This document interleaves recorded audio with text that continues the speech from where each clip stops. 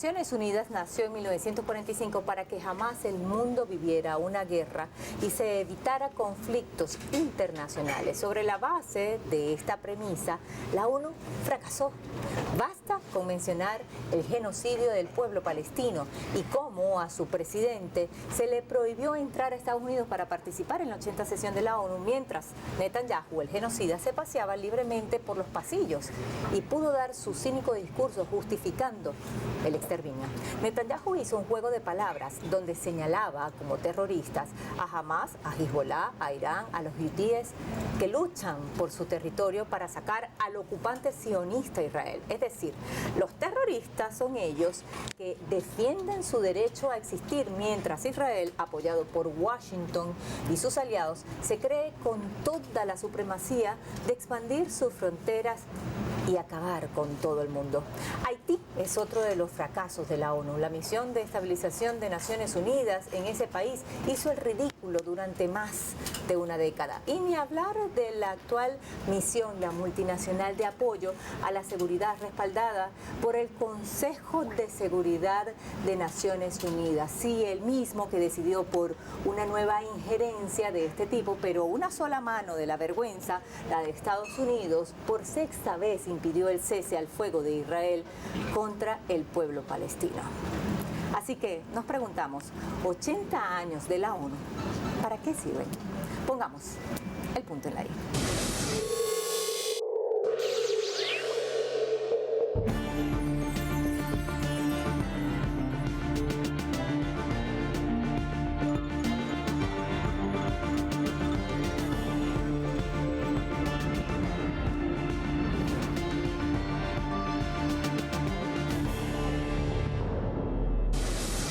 La Organización de las Naciones Unidas ONU se fundó el 24 de octubre de 1945 con el fin de mantener la paz y la seguridad de los países, fomentar las relaciones de amistad entre las naciones, promover el progreso social y velar por los derechos humanos. Sin embargo, la ONU ha sido incapaz de frenar documentados crímenes de guerra y crisis humanitarias, como el evidente genocidio cometido por el ejército sionista contra los habitantes de la Franja de Gaza, donde Israel continúa obstruyendo la ayuda humanitaria, bombardea hospitales y ha dejado más de 20.000 niños asesinados.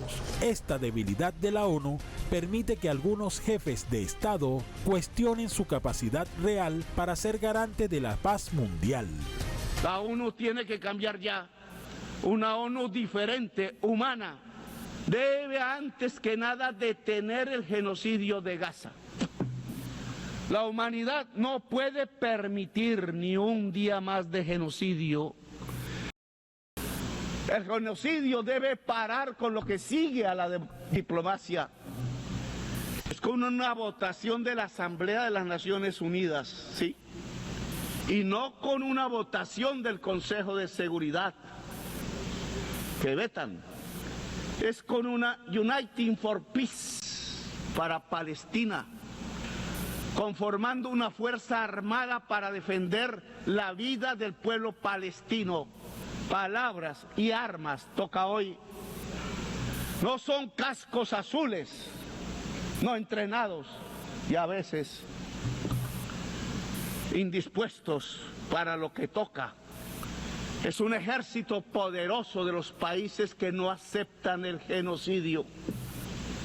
Por eso invito a las naciones del mundo y a sus pueblos sobre todo, como parte de la humanidad, a unir ejércitos y armas. Hay que liberar a Palestina. La intervención de la ONU en Haití con la MINUSTAH desde el 2004 hasta el 2017 fue un fracaso rotundo, ya que introdujo el cólera, causando las muertes de miles de personas, y sus soldados fueron denunciados por abusos sexuales. Actualmente, la ONU impulsa una nueva misión de seguridad liderada por Kenia y hasta la fecha no ha podido combatir la violencia de las pandillas y grupos armados. Recientemente, defensores de los derechos humanos han condenado la misión debido a que 8 niños murieron en la comuna Cité Soleil por un ataque con drones de la fuerza policial. they blow explosif. On est là, moi-même pas de temps pour me courir, pour me venir, ma fossile, pour me venir, les tout cadavre à terre là. A esta crisis social en Haití se suma la amenaza de las empresas mercenarias. Figuras como Eric Prince, fundador de Blackwater, buscan lucrarse de la inestabilidad, ofreciendo desplegar fuerzas privadas. Esta injerencia corporativa podría escalar la violencia y desviar la paz hacia intereses privados. Ciertamente, en la Carta Fundacional de la ONU de junio del 45 se estipula en su preámbulo, en sus propósitos, que uno de los deberes o el objetivo central de la ONU es mantener la paz y la seguridad internacional. Bueno, y no solamente eso, sino también la mediación de conflictos y propiciar el desarrollo económico, propiciar el desarrollo humano. Pero nada de esto hasta ahora podríamos decir que se ha cumplido. Pero la pregunta aquí central, más allá de si realmente la ONU está garantizando el objetivo para el cual fue concebida en un primer momento, es el por qué sucede que nuestra humanidad, nuestro planeta está en un permanente clima de violencia y de crisis. Entonces así podemos, mirar un poco más allá, podemos profundizar, porque la ONU es un resultado de un tiempo histórico, es resultado de cierta configuración de poder, de pudiéramos decir, ciertas configuraciones internacionales de poder, de bloques incluso que han estado en disputa. Solo 5 países del concierto de 193 que forman parte de Naciones Unidas pueden decidir la paz del mundo y si intervenir o no en una nación como lo hicieron con Libia. Peor aún, cómo una sola mano que no esté de acuerdo con alguna resolución pueda frenar la existencia misma. Hablo del veto en el Consejo de Seguridad de la ONU, que solo lo integran Estados Unidos, China, Rusia, Francia y Reino Unido. Es tan aberrante que solo la visión de ellos puede decidir el futuro de los demás. Son los dioses en la tierra. Por eso Estados Unidos, en 6 oportunidades, vetó el cese del fuego del ocupante Israel contra el pueblo palestino. Solo una mano levantada bastó para imponerse al mundo que clama que se frene el genocidio. El Consejo de Seguridad es el corazón del poder en la ONU. Este mecanismo nació después de la Segunda Guerra Mundial bajo el pretexto de evitar nuevas guerras mundiales, pero ahora esa narrativa se ha convertido en una vacía pregonería de paz con inacciones en los momentos más necesarios. Un claro ejemplo es el caso de Palestina. Incontables veces Estados Unidos ha bloqueado resoluciones para frenar el genocidio en Gaza, incluso cuando el resto del Consejo está de acuerdo.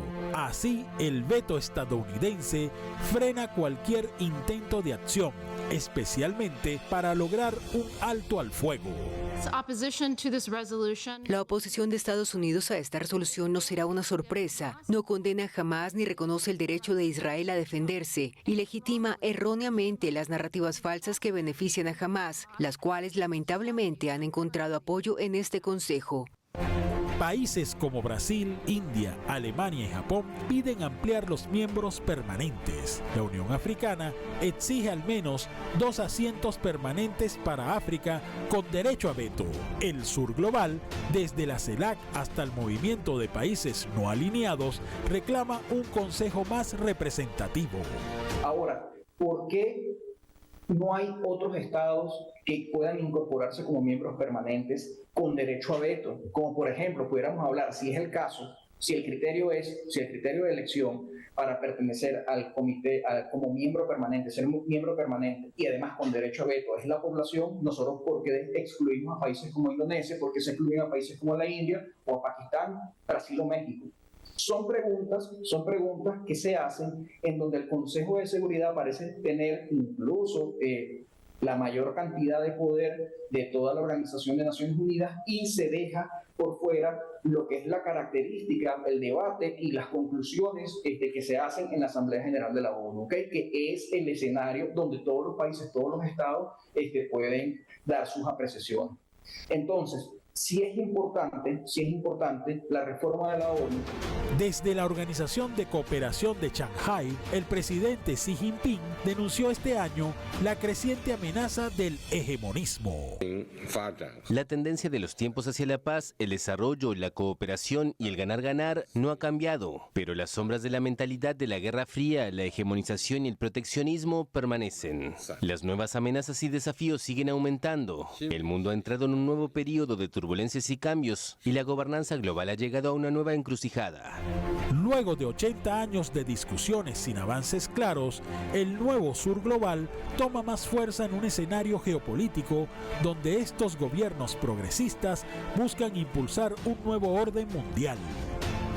Pero que en este momento, donde vemos a Donald Trump en la Asamblea General de la ONU diciendo que en efecto este organismo no sirve para nada, nosotros tenemos que contestar, nosotros tenemos que decir que en efecto es necesaria la mediación en contra de la violencia de las potencias, en contra de la acumulación agresiva y violenta de los capitales que someten y subyugan a los países periféricos pobres a su designio. Entonces, sí es importante que nosotros proclamemos, más allá de la desaparición de la ONU, o más allá, digamos, de una crítica, digamos, en el sentido estricto, desapartarnos de las posturas que tiene Trump a través de su proyecto imperialista del Make America Great Again, y nosotros entonces propiciar un espacio de encuentro de los pueblos para evitar mayores escaladas de violencia y, por supuesto, defender nuestros intereses soberanos. La Carta de Naciones Unidas establece como principios la paz y la seguridad internacional, es decir, se debe prevenir conflictos y actuar de manera rápida para mantener esa paz. Otro de los principios es la resolución pacífica de las controversias, la igualdad de derechos y libre determinación de los pueblos, la no intervención de asuntos internos y el respeto a los derechos humanos. Pero nada de esto se está cumpliendo. Pareciera la ley del lejano oeste, donde los más poderosos se imponen sobre los más débiles, y ni siquiera ya eso, sino que se trata de la ley del más fuerte.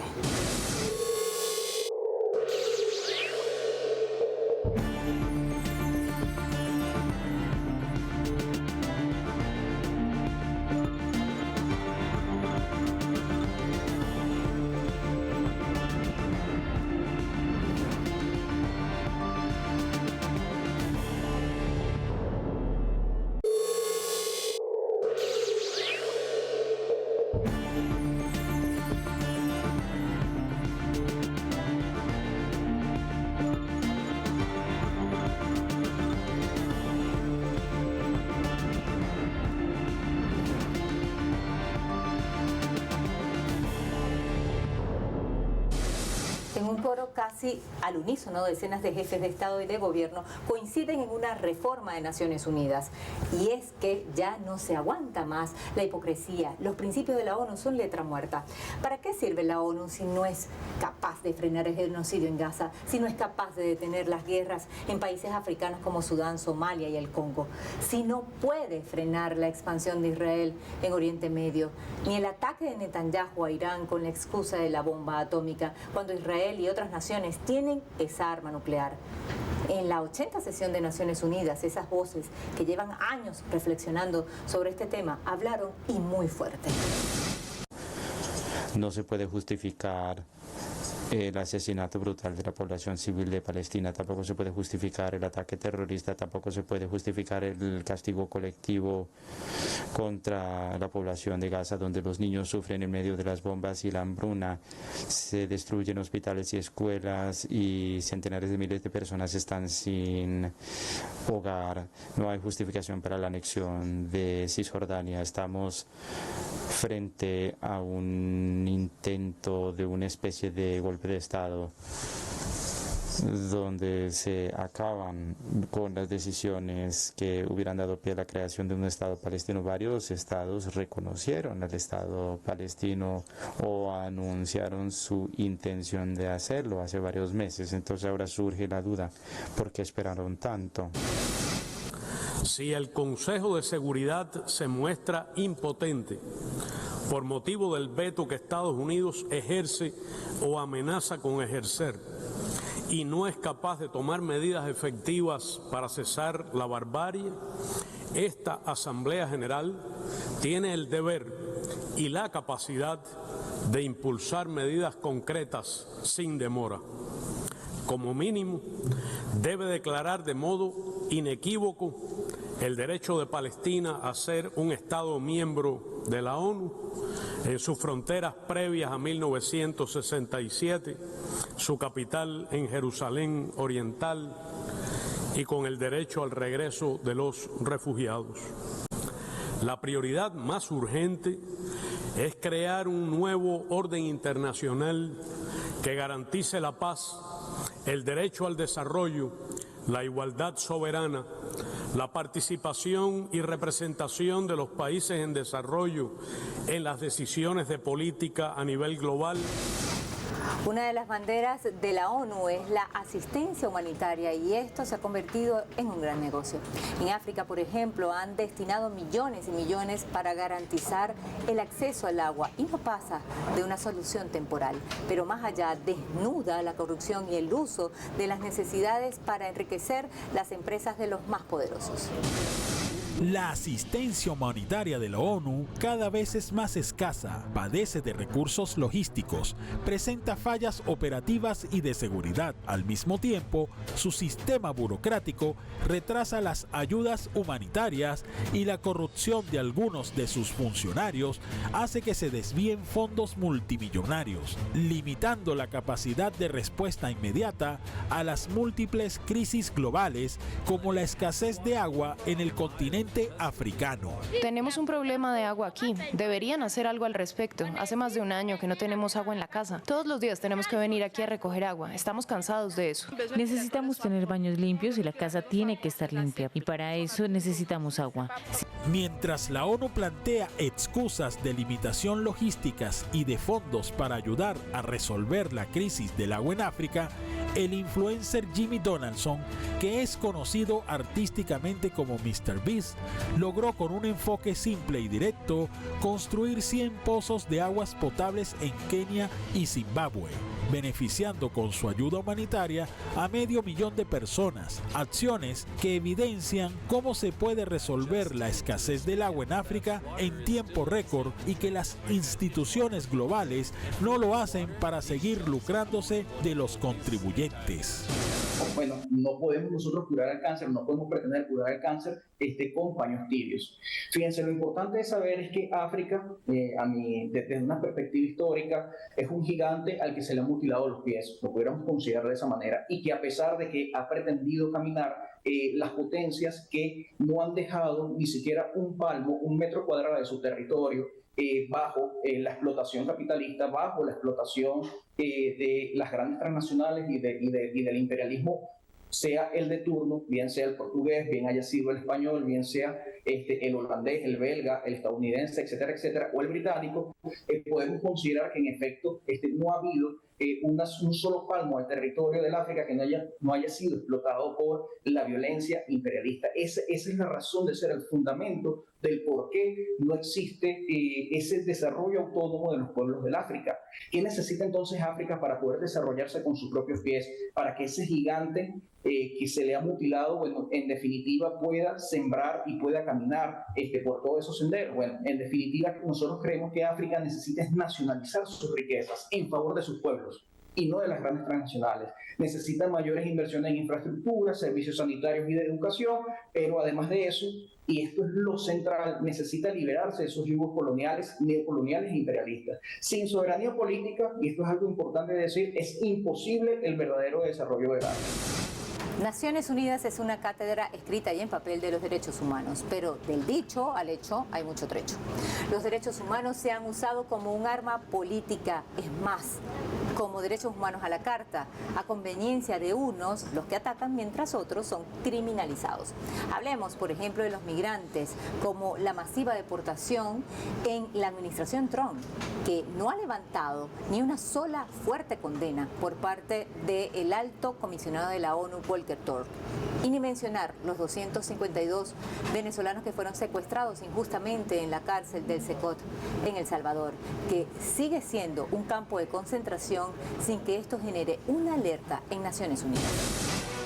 En marzo de 2025, más de 250 venezolanos fueron deportados a El Salvador, enviados directamente a la megacárcel Secot, un centro denunciado por organizaciones internacionales como un espacio de detención masiva y de violación flagrante de derechos humanos. Estas personas no eran criminales, eran migrantes que no habían terminado sus procesos legales, muchos de ellos separados de sus familias en plenas gestiones. Esto se tradujo en una narrativa de Estados Unidos que busca criminalizar a los migrantes y tildarlos de delincuentes y narcotraficantes. El alto comisionado para los derechos humanos Volker Turk, en representación de las Naciones Unidas, debía reaccionar a los hechos.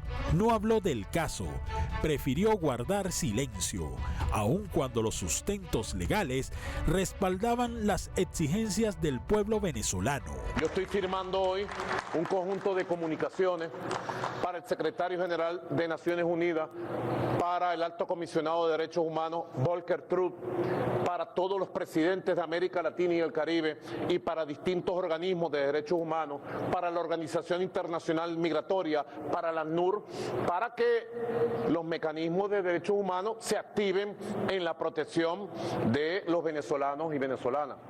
Declaremos persona no grata a Volker Turk, encubridor de asesinos, encubridor de secuestradores y a todos los que trabajan con él.